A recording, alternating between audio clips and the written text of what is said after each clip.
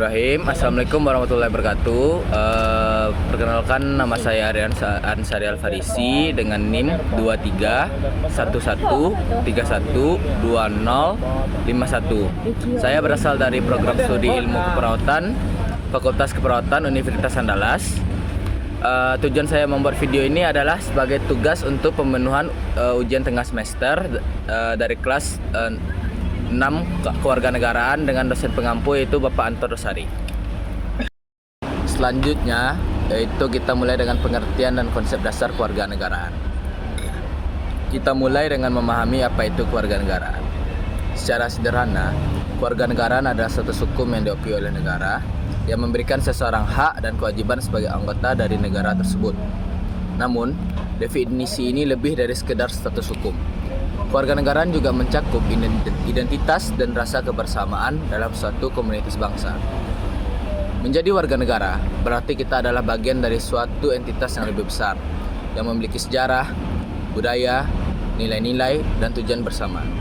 Di Indonesia, kewarganegaraan diatur dalam Undang-Undang Dasar 1945 dan beberapa undang-undang lain yang memastikan setiap individu memiliki perlindungan hukum yang setara tanpa memandang ras, agama, dan etnis. Tetapi lebih dari sekedar aturan hukum kewarganegaraan, kita juga dituntut untuk aktif berpartisipasi dalam kehidupan berbangsa dan bernegara. Oleh karena itu, pemahaman tentang kewarganegaraan harus diimbangi dengan kesadaran dan tanggung jawab sosial. Sejarah kewarganegaraan di Indonesia. Pertama itu masa kolonial Belanda. Pada masa penjajahan Belanda, konsep kewarganegaraan di Indonesia sangat berbeda dengan yang kita kenal sekarang. Saat itu, Hindia Belanda, nama Indonesia di bawah kekuasaan Belanda, menerapkan sistem stratifikasi sosial yang ketat berdasarkan ras dan asal-usul. Penduduk Hindia Belanda dibagi menjadi 3 golongan utama. Yang pertama itu golongan Eropa. Mereka adalah orang-orang yang berasal dari Eropa, termasuk Belanda, serta keturunan Eropa yang lahir di Hindia Belanda. Golongan ini menempati posisi sosial dan ekonomi tertinggi dengan akses penuh ke pendidikan, pekerjaan, dan fasilitas publik yang disediakan oleh pemerintah kolonial. Yang kedua itu ada golongan timur asing. Golongan ini mencakup orang-orang Tionghoa, Arab, dan India. Mereka diakui sebagai penduduk tetap, tapi tidak memiliki hak yang sama dengan golongan Eropa. Orang-orang dari golongan ini sebagian besar berdagang dan memiliki status sosial yang lebih tinggi dibandingkan pribumi, tetapi lebih rendah dari Eropa. Yang ketiga itu golongan pribumi atau inlanders. Golongan ini mencakup asli Indonesia. Mereka memiliki hak yang paling sedikit dan seringkali menjadi korban diskriminasi. Pribumi tidak memiliki akses yang sama terhadap pendidikan dan pekerjaan, dan posisi mereka dalam masyarakat sangat terbatas. Kewarganegaraan pada masa itu tidak memberikan hak yang sama kepada semua penduduk. Sistem diskriminatif ini menciptakan ketimpangan sosial yang tajam antara penduduk Eropa, timur asing, dan pribumi. Dengan demikian, konsep kewarganegaraan seperti yang kita kenal sekarang belum ada pada masa kolonial Belanda. Yang kedua itu ada masa pendudukan Jepang, yaitu tahun 1942 sampai 1945. Ketika Jepang menduduki Indonesia pada tahun 1942, sistem yang berlaku sedikit berubah. Jepang membubarkan pemerintahan kolonial Belanda dan menggantinya dengan pemerintahan militer yang sepenuhnya dikendalikan oleh Jepang. Penduduk Indonesia dijanjikan kemerdekaan oleh Jepang, tetapi pada kenyataannya mereka hanya dimanfaatkan sebagai tenaga kerja untuk mendukung upaya perang Jepang di Asia Pasifik. Walaupun ada beberapa perubahan dalam struktur sosial, seperti pembukaan kesempatan bagi pemuda Indonesia untuk berorganisasi dan terlibat dalam pemerintahan, pendudukan Jepang tidak memberikan status kewarganegaraan yang lebih baik daripada penduduk Indonesia. Hak-hak warga tetap terbatas dan kendali politik serta ekonomi sepenuhnya berada di tangan militer Jepang. Yang ketiga itu proklamasi kemerdekaan dan awal konsep kewarganegaraan Indonesia, itu sekitar tahun 1945 sampai 1949. Setelah proklamasi kemerdekaan Indonesia pada tanggal 17 Agustus 1945, konsep kewarganegaraan mulai terbentuk dalam konteks negara merdeka. Dalam pembukaan Undang-Undang Dasar 1945 disebutkan bahwa kemerdekaan adalah hak segala bangsa dan bahwa Indonesia berkomitmen untuk melindungi segenap bangsa Indonesia dan seluruh tumpah darah Indonesia. Ini berarti bahwa semua orang yang tinggal di Indonesia diakui sebagai warga negara Indonesia tanpa membedakan ras, etnis, atau agama. Namun, pada masa awal kemerdekaan, Indonesia masih menghadapi tantangan besar dalam mewujudkan konsep kewarganegaraan ini.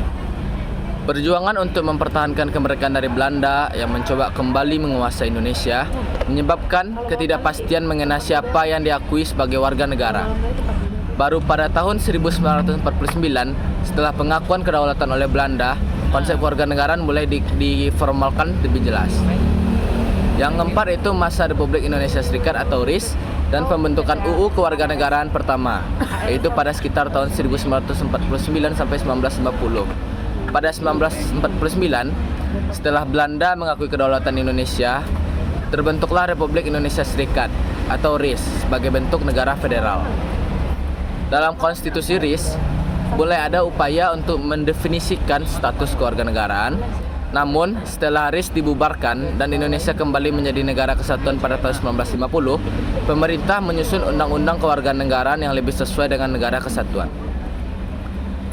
Yang kelima itu UU Kewarganegaraan tahun 1946 dan UU nomor 62 tahun 1958. Undang-undang pertama tentang kewarganegaraan adalah UU nomor 3 tahun 1946 yang mengatur tentang siapa saja yang diakui sebagai warga negara Indonesia.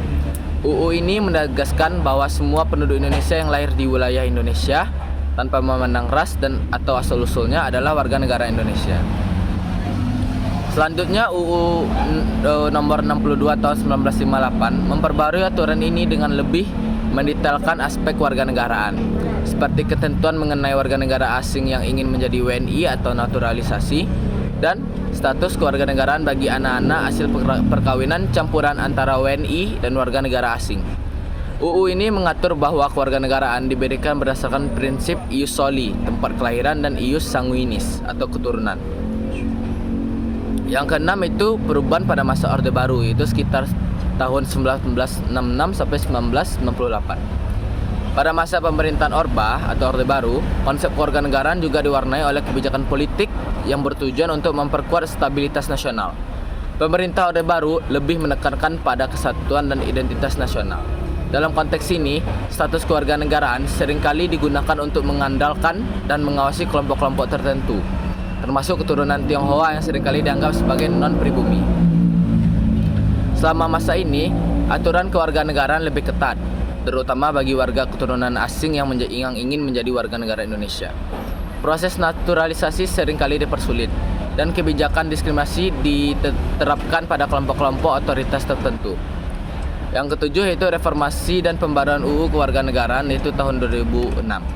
Setelah era reformasi dimulai pada tahun 1998, terdapat desakan kuat untuk memperbarui berbagai aspek hukum di Indonesia, termasuk hukum kewarganegaraan pada tahun 2006. Pemerintah mengesahkan UU nomor 12 tahun 2006 tentang kewarganegaraan Republik Indonesia yang menggantikan UU nomor 62 tahun 1958. Undang-undang ini membawa perubahan signifikan, diantaranya itu pengakuan kewarganegaraan ganda terbatas. UU ini memperkenalkan kewarganegaraan ganda terbatas untuk anak-anak hasil perkawinan, campuran antara WNI dan warga negara asing hingga usia 18 tahun. Setelah itu mereka harus memilih salah satu kewarganegaraan. Proses naturalisasi yang lebih mudah. Undang-undang ini juga mempermudah proses naturalisasi bagi warga negara asing yang ingin menjadi WNI dengan syarat-syarat yang lebih jelas dan prosedur yang lebih sederhana. Yaitu yang ketiga itu penghapusan diskriminasi. UU ini berupaya menghilangkan diskriminasi yang pernah ada, khususnya terhadap keturunan Tionghoa dan kelompok etnis lainnya, serta memastikan bahwa setiap orang yang berhak menjadi warga negara Indonesia dapat diakui statusnya dengan adil. Yang ke-8 itu perkembangan terkini dan tantangan hingga kini. Hukum kewarganegaraan terus berkembang untuk menyesuaikan dengan kebutuhan masyarakat modern. Salah satu tantangan yang dihadapi adalah fenomena globalisasi yang membuat mobilitas manusia semakin tinggi, sehingga semakin banyak perkawinan lintas negara. Selain itu, isu mengenai anak-anak yang lahir di luar negeri atau dari orang tua berkewarganegaraan ganda juga menjadi perhatian penting. Pemerintah terus mengevaluasi kebijakan ini untuk memastikan bahwa hak-hak warga negara Indonesia di dalam dan luar negeri tetap terlindungi. Itulah sejarah kewarganegaraan di Indonesia.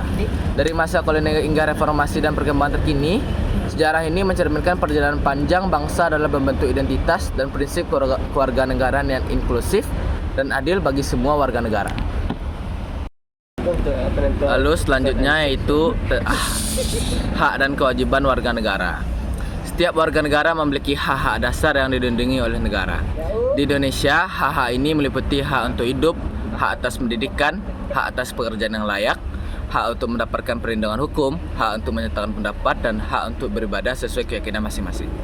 Hak-hak ini dijamin oleh undang-undang dan tidak boleh dirampas oleh pihak manapun.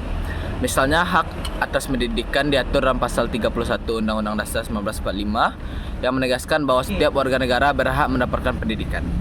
Namun perlu diingat bahwa dengan hak tersebut datang pula kewajiban. Warga negara tidak hanya memiliki hak untuk menikmati pendidikan, tetapi juga berkewajiban untuk menghargai dan tidak mengganggu hak pendidikan orang lain.